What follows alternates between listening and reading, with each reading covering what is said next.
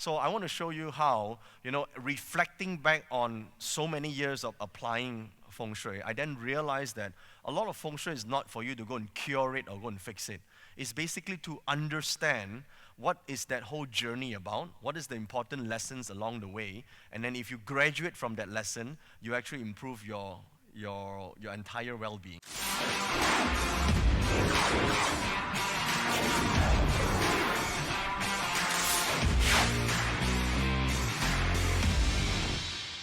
I think when I first started Feng Shui, I always thought that the whole idea of Feng Shui is not to have any problems.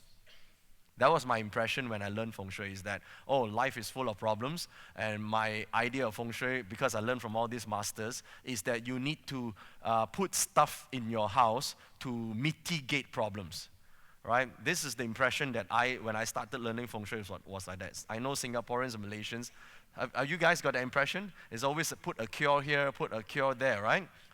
Everything also must be curable. Then, along the way, I discovered one thing. When I started doing my own business, running a business, I then realized one thing. There is no such thing as no problems. Every year also got a problem, yeah? And in fact, we got more problems now than we have before. How many realize that after starting a business, you have more problems, yeah? Yeah? And your problems in life often comes as a result of your brightest ideas. Don't you think so? You have to have this idea, and then suddenly you start a business, and oh shit, now you have problems that you need to solve, yeah? You shouldn't have started this damn business in the first place. Now you have to do all this stuff because of a great idea. So if I trace back my life to all the problems that I had, it actually began with a good idea. For more interesting videos, hit the subscribe button and click on the bell icon to get notified. Okay, so and also when we talk about business, yeah, and I always talk about from a perspective of business. I know that not all of you guys are running your own business, right? But when you run your own life, it's like running your own business, right? You got to take care of your business, otherwise your entire destiny is ruled by other people who owns your time, correct? So at some points, in order to grow the business, we need to hire people. Now, hiring is not the problem. It's the people you don't fire that's the problem, okay? How many business owners here know what I'm talking about? Yeah? Is this... You should have gotten rid of them, but you didn't, and then they create problems for you, right? And then you have to go and sort out this problem, So I think that a lot of times, if I didn't understand what the message was or what the life journey was, I wouldn't have understood what to do when these situations turn up. So I want to show you how, reflecting back on so many years of applying Feng Shui, I then realized that a lot of Feng Shui is not for you to go and cure it or go and fix it. It's basically to understand what is that whole journey about, what is the important lessons along the way, and then if you graduate from that lesson, you actually improve your entire well-being, okay? So I don't know if you guys have ever lost money before. How many of you lost money before? Cool, yeah, me too, yeah? So I don't know how much you lost. I lost millions before. How many of you lost millions as well? Yeah, you haven't paid that expensive lesson, yeah? So in the university of life, I always like to see it this way. In the university of life, everything you go through is like a course that you take in university. Some courses are more expensive, okay? So if it's an expensive course, you got to make sure that you pass, right? And not repeat that course anymore.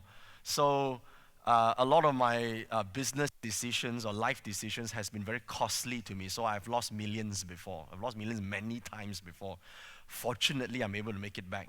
But I've lost many times, and I've learned from it. Sometimes learn not enough, second lesson come. Okay? There's still not enough, third lesson come. Yeah? So after a while, I figure out, okay, I better stop doing this because it's a very expensive lesson. Even in uni, if you keep repeating that course, it's very expensive.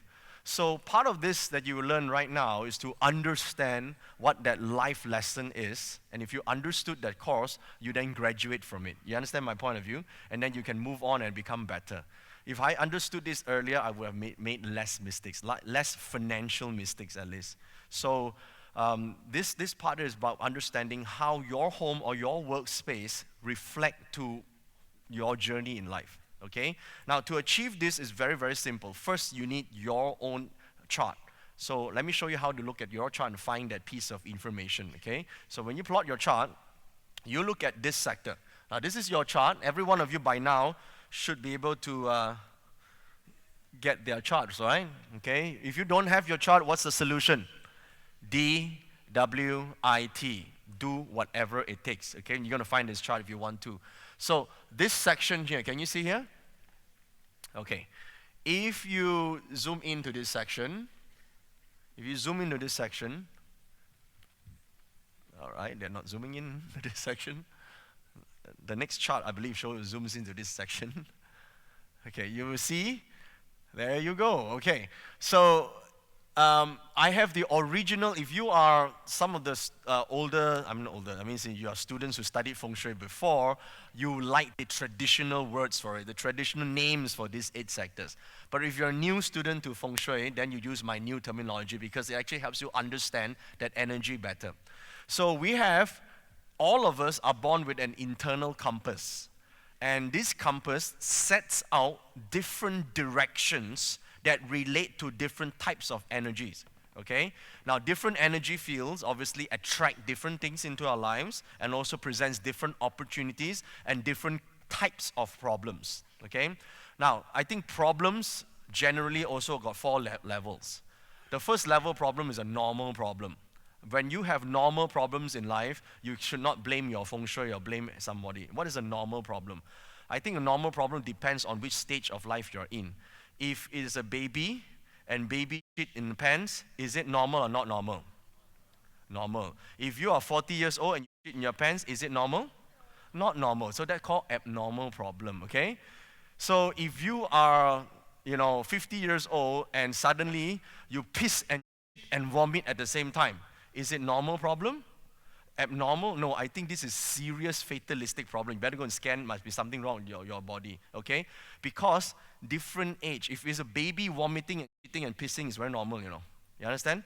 So at different life cycles in our period of life, when we have certain problems, some problems are normal, okay? Some problems are not normal. And we need to be able to detect what are the abnormal problems and then go and fix it.